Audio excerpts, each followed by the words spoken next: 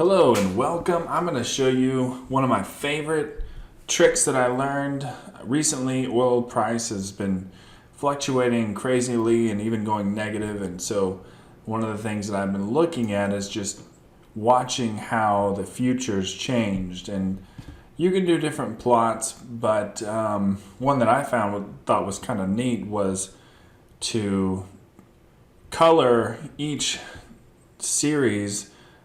So each week when I've been recording it, I'm coloring those series different. So the older that week is, the lighter the color is. And so this is the chart that turned into after a couple of months of looking at the data.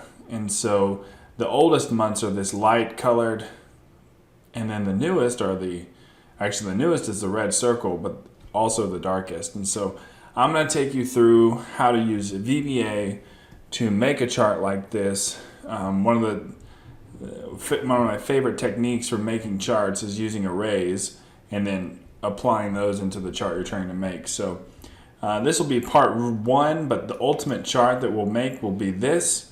At the end of this video, we'll have this done, which will be kind of the first, I guess, the bones of the project, but it won't have the coloring like this one does. So let's get started. Well, I'm pulling my data from the CME Group oil futures. It just basically shows what people are trading oil for in the future, and I'm taking this data here, the last, or if there isn't a last, the prior settle, and I can show you that in a future video. I'm using Python to strip that data. You can use VBA too, but to scrape that data from this website and populate it into this table here. So on this table, you can see I have several. Really, I started in April, and I have May and June, July, and some in August. But they're each recording. So if I turn everything off and just look at one, so the 417, there will be, what is that? Oh, I think I did several on that day. Let me just get one day where I just did one. So on August 1st, you can see here, yes, 126. There's 126 months, because it goes, I don't know, for 10 years monthly, basically, and has prices for each of those. And so that's what my data looks like. Next, let's get started. So I can delete this, and then I will walk you through the code. So the first thing I'm going to do is because I don't want this to get messed up, I'm going to check to see if there are any charts that currently exist, and then I'm going to delete them so that every time it runs, it starts with a brand new chart. So I'm going to say one thing to notice is I've named the sheet object to the sheet oil chart. That way I can reference it with that name, makes it a little easier. So I'm going to say sheet, if sheet oil chart objects dot count is greater than 0, then sheet oil chart objects dot delete. That should remove anything so we'll say removes any existing charts. Perfect. Next, we need to actually create the chart that we're going to apply our data to. So we're going to say dim chart oil as object, and I think for whatever reason I've only gotten it to, I think we have to use a generic object, because when the way I'm setting the chart, or the way I'm actually creating a new chart. So I've been doing this, but there might be a better way to do this.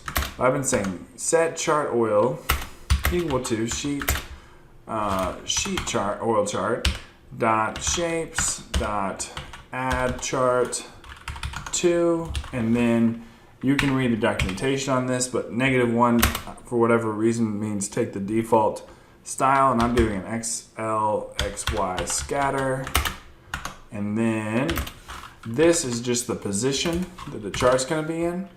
So 365, 65, comma 650, comma 350 is what I found I want for this project. And then we're just going to do a little bit of formatting to the chart so that it'll look like we want it to. So we're going to say chart oil.chart.axis XL category, which is the x-axis, and then we're going to say dot minimums, minimum scale equals 43831. I believe I set that to January 2020, and then maximum 44927. That's like 2023 or something. So we'll say here maximum scale. Perfect. Oh, and then I also want to change the number format, so we're going to say copy this, and we'll say Excel category dot tick labels dot number format equals mm/1234. So we're just showing the month and the year, and hopefully there's not many videos that go into exactly how to change all these little details about the chart. So I wanted to show this and give everyone a clear picture of what was happening, and really just how to change axis and labels and fonts and stuff like that, because it's not exactly easy to find. I didn't find. So then we're going to say chart oil.chart.axis, and then XL value. This will be the y-axis dot maximum scale equals 60. So I'm just setting the y-axis to a maximum of 60. And then I'm going to change last little formatting thing. We're going to say is chart oil dot has tile equals true. And then we're going to say chart, I think I need to say dot chart.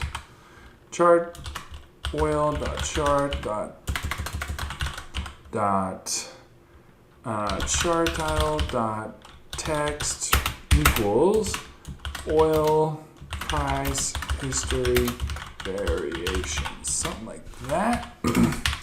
Okay, now here's where we actually get to the data part of this project. So we're gonna need two arrays. We're gonna need an array for the date and an array for the values. So I'm gonna say dim array oil. And we're going to say as double. And we're going to say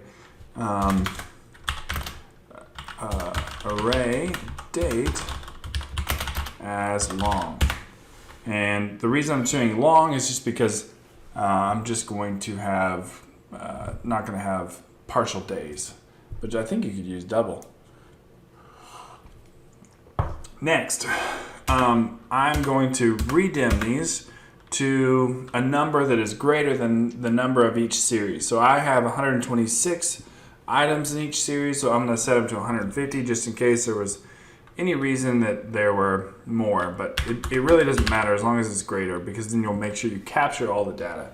So we'll say redim array oil, we'll say 1 to 150 double, and I'm going to copy this, put this here, and then I'm going to say array date, oops, and then as long. Perfect. So now we have our arrays declared. They have enough slots to hold all of our data. And then next we're going to basically make the series. So which will go into the chart. We're going to declare the series that will go into the chart. So we'll say dim series name. And I like to start, when I have a group of things, I like to start them all with the same. So I'm going to say series name. I'm going to say series counter, series current, just so when I type series, I can see all the things that I'm working with. So we're going to call this series name as string. This will just be the name that is going to represent the name of the series in the actual chart. Then we'll say series counter as long. And for what this is going to do is this will be our position inside the array. You'll see more on that in a second. And we'll say series current as series. And then we're declaring a series object that we're going to use to reference when we're actually making the series in the chart. So the series, and then we need to, before we get going, we need to declare series, I guess the starter series name. So series name equals C string. So I'm converting to a string the first